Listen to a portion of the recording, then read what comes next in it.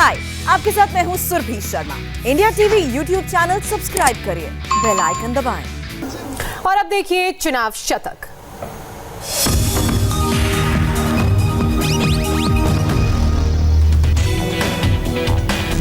PM Modi की rally से पहले बीजेपी महासचिव कैलाश विजयवर्गीय पहुंचे ब्रिगेड मैदान, तैयारियों का लिया जायजा। पीएम मोदी की रैली के लिए ब्रिगेड ग्राउंड में 4 लेयर की सिक्योरिटी, कोलकाता पुलिस और सुरक्षा बलों के हवाले सुरक्षा। विजयवर्गीय ने दावा किया, कहा पीएम की रैली में लोगों से छोटी पड़ जाएगा ब्रिगेड मैदान। कैलाश विजयवर्गीय का आरोप, रात के अंधेरे में टीएमसी के गुंडों ने फाड़े पीएम मोदी के पोस्टर, चुनाव आयोग से बीजेपी करेगी शिकायत। विजयवर्गीय ने कहा, बंगाल के मन में है पीएम मोदी, पोस्टर फाड़ने से कुछ नहीं होगा। कैलाश विजयवर्गीय के बाद बंगाल बीजेपी अध्यक्ष दिलीप घोष भी ब्रिगेड मैदान पहुंचे, पीएम मोदी की रैली से पहले जायजा लिया। दिलीप घोष का दावा, लाखों लोग पीएम की रैली में होंगे शामिल, रैली के लिए कार्यकर्ता हैं उत्साहित। ममता के मैदान में उतरने के बाद आज नंदीग्राम जाएंगे बीजेपी नेता शुभेंदु अधिकारी, पीएम मोदी की कल की रैली से पहले निकालेंगे पदयात्रा। पदयात्रा के बाद नंदीग्राम में जनसभा को संबोधित करेंगे शुभेंदु अधिकारी, ममता पर कर सकते हैं करारा जंग। एक्ट्रेस पायल सरकार ने लोगों से पीएम की रैली में शामिल होने की अपील की, कुछ दिन पहले बीजेपी में शामिल हुई हैं पायल। पीएम मोदी की रैली को लेकर उत्साह में बीजेपी, कार्यकर्ता तरह तरह के ड्रेस में पहुंच रहे हैं। बंगाल के बीजेपी महासचिव कैलाश विजयवर्गीय का बड़ा बयान सामने आया, कहा कल पीएम की रैली में शामिल होंगे मिथुन चक्रवर्ती। कैलाश विजयवर्गीय ने कहा, मेरी टेलीफोन पर हुई मिथुन चक्रवर्ती से बात, आज शाम को करेंगे मुलाकात। मिथुन चक्रवर्ती के सवाल पर बचते दिखे दिलीप घोष, कहा पीएम के कार्यक्रम में सभी का स्वागत। बाबुल सुप्रियो भी मिथुन चक्रवर्ती पर कुछ भी बोलने से बचते नजर आए, कहा कयास लगाना ठीक नहीं। बीजेपी में शामिल हुए टीएमसी के पूर्व सांसद दिनेश त्रिवेदी, बीजेपी अध्यक्ष जेपी नड्डा ने सदस्यता दिलाई। दिनेश त्रिवेदी ने कहा, मुझे इस पल का लंबे वक्त से इंतजार था, आज जनता के परिवार में हुआ शामिल। दिनेश त्रिवेदी ने टीएमसी पर बोला हमला, कहा टीएमसी में परिवार की होती है पूजा। दिनेश त्रिवेदी ने कहा, टीएमसी में तंग आ गया था, बिना कमीशन दिए नहीं होता था कोई काम। दिनेश त्रिवेदी ने पीएम की तारीफ की, कहा पीएम के नेतृत्व में देश सुरक्षित है, पड़ोसी देश भी भारत को गंभीरता से ले रहे हैं। जेपी नड्डा ने कहा, दिनेश त्रिवेदी का राजनीति में लंबा अनुभव, लंबी वैचारिक यात्रा कर बीजेपी में आए दिनेश त्रिवेदी। जेपी नड्डा ने कहा, दिनेश त्रिवेदी अच्छे व्यक्ति, गलत पार्टी में, अब सही पार्टी में आए। दिनेश त्रिवेदी ने इंडिया टीवी से कहा, अब पहले जैसी नहीं रही टीएमसी, अब सलाहकारों की पार्टी बन गई है। दिनेश त्रिवेदी ने फिर टीएमसी में दम घुटने वाली बात दोहराई, कहा पार्टी में किसी से नहीं कह सकता था अपनी बात। टिकट नहीं मिलने से नाराज दिनेश बजाज ने टीएमसी से दिया इस्तीफा, बीजेपी में होंगे शामिल। विधानसभा चुनाव से पहले बीजेपी ने 2 गाने लॉन्च किए, सोनार बांग्ला थीम पर हैं गाने। गानों की लॉन्चिंग पर बोले कैलाश विजयवर्गीय, इन गानों से बंगाल के कोने कोने तक बीजेपी का संदेश पहुंचेगा। टीएमसी में उम्मीदवारों की सूची जारी होते ही बवाल, बाहरियों को उम्मीदवारी बनाए जाने पर टीएमसी कार्यकर्ताओं ने रात भर प्रदर्शन किया। टीएमसी से एक्ट्रेस सयानी घोष के टिकट का विरोध, सयानी पर भगवान शिव के अपमान का आरोप है, बीजेपी ने ममता पर उठाया सवाल। टीएमसी ने हावड़ा के उलुबेरिया पूर्व फुटबॉलर विदेश बोस को बनाया है उम्मीदवार, प्रदर्शनकारियों ने अब्बासुद्दीन खान को उतारने की मांग की। हावड़ा में सड़क पर उतरे टीएमसी के सैकड़ों कार्यकर्ता, टायर जलाकर अपना विरोध दर्ज करवाया। साउथ 24 परगना में भी टीएमसी नेता अराबू इस्लाम में समर्थकों ने प्रदर्शन किया, विधानसभा टिकट नहीं मिलने पर नाराजगी। दक्षिण 24 परगना के रामपुर गांव में बीजेपी कार्यकर्ताओं पर बम से हमला, ब्लास्ट में 6 बीजेपी के कार्यकर्ता जख्मी हुए। घायलों को इलाज के लिए अस्पताल में भर्ती कराया गया, टीएमसी पर लगा है हमले का आरोप। माथाभंगा और सीतल कुची इलाके में पुलिस का सर्च ऑपरेशन, 3 बंदूक, 20 राउंड कारतूस और 12 बम बरामद, 2 गिरफ्तार। कोयला घोटाले में फरार टीएमसी नेता विनय मिश्रा के बड़े भाई विकास मिश्रा के खिलाफ लुकआउट सर्कुलर जारी, सीबीआई ने जारी किया नोटिस। विकास मिश्रा अभी तक सीबीआई के सामने पेश नहीं हुआ, सीबीआई दायर कर चुकी है चार्जशीट। कैटल स्मगलिंग मामले में सीबीआई ने बंगाल पुलिस के बड़े अधिकारियों से पूछताछ की, एक आईजी और एसपी को पूछताछ के लिए बुलाया। कोविड वैक्सीन सर्टिफिकेट से जुड़ी टीएमसी की शिकायत पर चुनाव आयोग का एक्शन, स्वास्थ्य मंत्रालय को आचार संहिता का पूरी तरह से पालन करने के लिए कहा। टीएमसी ने कोविड वैक्सीन सर्टिफिकेट में पीएम की तस्वीर पर आपत्ति जताई, चुनाव आयोग ने जवाब में पीएम मोदी का नहीं लिया नाम। कोलकाता पहुंचे इलेक्शन कमीशन के 2 ऑब्जर्वर, चुनाव से पहले तैयारियों का लेंगे जायजा। बंगाल में दूसरे चरण के चुनाव की अधिसूचना जारी, 1 अप्रैल को बंगाल में 30 विधानसभा सीटों पर चुनाव। ममता के भवानीपुर से चुनाव नहीं लड़ने पर बीजेपी का अटैक, बाबुल सुप्रियो ने कहा, हार के डर से छोड़ दी भवानीपुर की सीट। बाबुल सुप्रियो ने कहा, शुभेंदु अधिकारी नंदीग्राम से चुनाव लड़े तो ममता को 50,000 वोट से हराएंगे, 200 सीट जीतने का किया दावा। बीजेपी नेता राहुल सिन्हा ने ममता पर भवानीपुर की जनता को धोखा देने का आरोप लगाया, कहा ममता ने किया पलायन। बीजेपी सांसद अर्जुन सिंह ने ममता को कहा भगोड़ा, पुरानी सीट भवानीपुर छोड़कर भागने का आरोप लगाया। 3 दशक के बाद भवानीपुर से चुनाव नहीं लड़ेंगी ममता बनर्जी। 1991 में पहली बार चुनी गई थी। कोलकाता साउथ से सांसद। भवानीपुर इसी संसदीय क्षेत्र का हिस्सा है। भवानीपुर सीट से टीएमसी उम्मीदवार शोभनंद देव चटर्जी ने खारिज किया बीजेपी का आरोप, कहा हार के डर से ममता ने नहीं छोड़ी सीट। शोभन देव चटर्जी ने कहा पिछली बार सत्ता में आने की वजह नंदीग्राम थी, इसी वजह से ममता ने नंदीग्राम सीट को चुना है।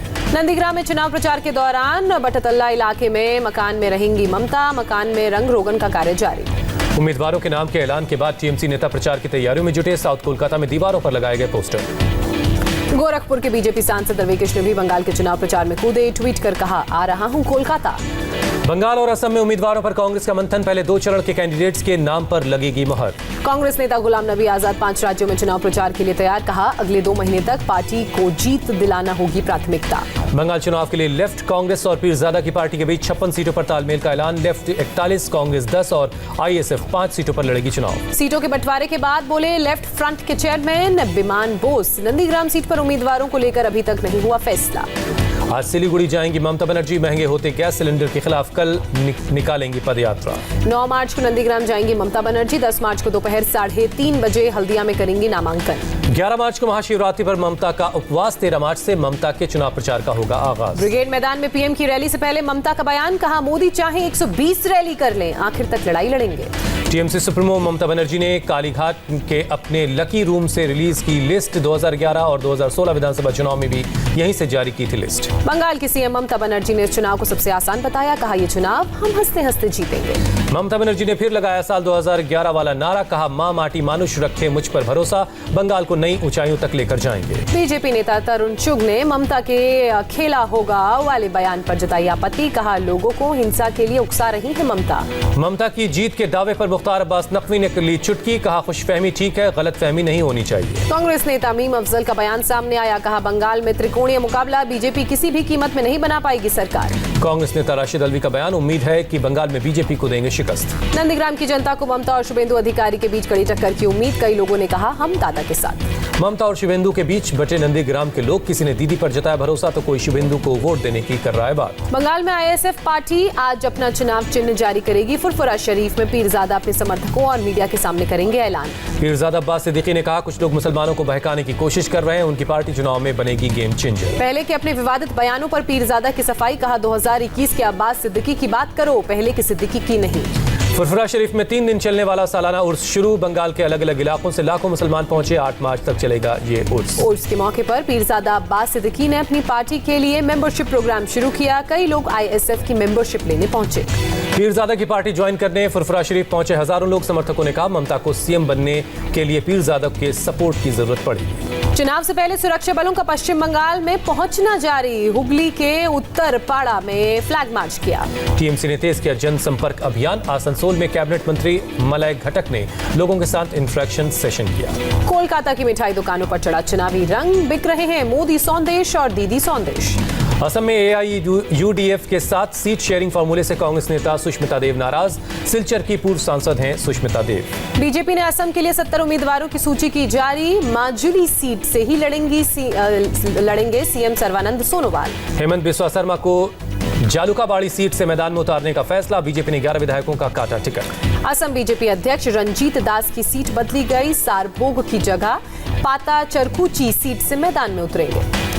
असम में बीजेपी 92 सीटों पर लड़ेगी चुनाव। असम गण परिषद 26 सीट और 8 सीट पर यूपीपीआई उतारेगी अपने उम्मीदवार। असम बीजेपी अध्यक्ष रंजीत दास ने कहा हमारा अलायंस मजबूत। 126 में 100 सीट जीतने का दावा किया।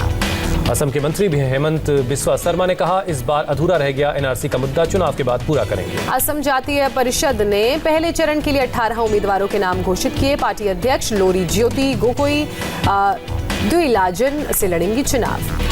असम में पहले चरण के चुनाव के लिए अब तक सिर्फ 2 निर्दलीय उम्मीदवारों ने भरा पर्चा। 27 मार्च को 47 सीटों के लिए होगा मतदान। असम गण परिषद के संस्थापक प्रफुल्ल कुमार मोहंता के अलग पार्टी बनाकर चुनाव लड़ने की चर्चा। मोहंता का दिल्ली में चल रहा है इलाज। असम चुनाव से पहले इनकम टैक्स डिपार्टमेंट ने कसी कमर। चुनाव में काले धन के इस्तेमाल को रोकने के लिए बनाया control room.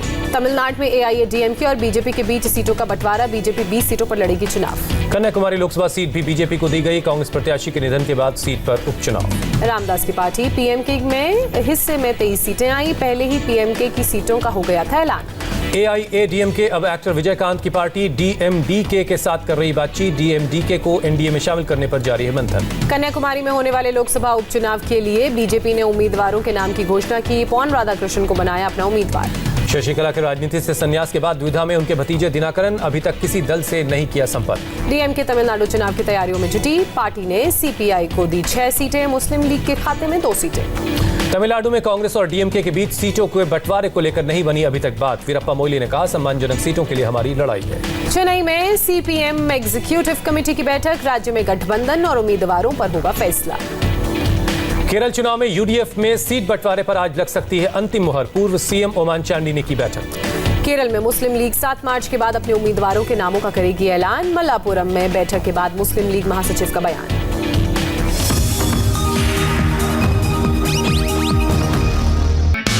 Hi, I am Surabhi Sharma. खबरों से अपडेट रहने के लिए India TV YouTube channel subscribe करिए, साथ में बेल आइकन जरूर दबाएं।